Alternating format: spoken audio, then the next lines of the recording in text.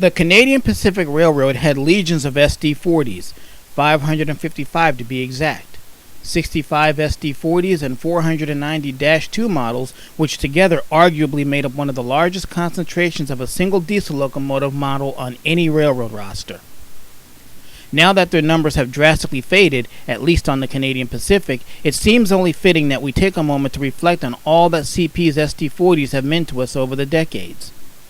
When I say us, I'm primarily talking about those of us who were trackside along the Sunbury line through the years when it was still the Sunbury subdivision. CP had taken over the line in 1991 and it brought down its versatile SD40s and -2s, which became the standard locomotive of the D&H.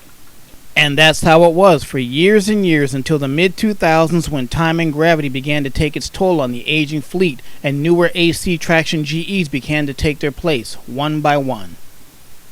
With all of that as background, I give you three of the six-axle superstars.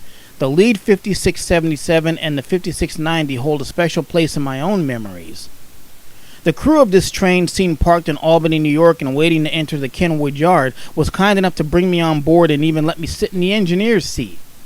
The 5690 was the last of the Mohicans, as it made numerous trips back and forth between Binghamton and Allentown on CP trains 258 and 259 during the last days of CP ownership of the Sunbury sub.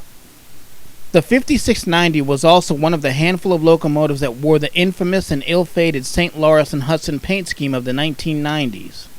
The 5690 was probably the last CP SD40-2 to operate in northeastern PA in 2015, so on the basis of that, I dedicate this video to you.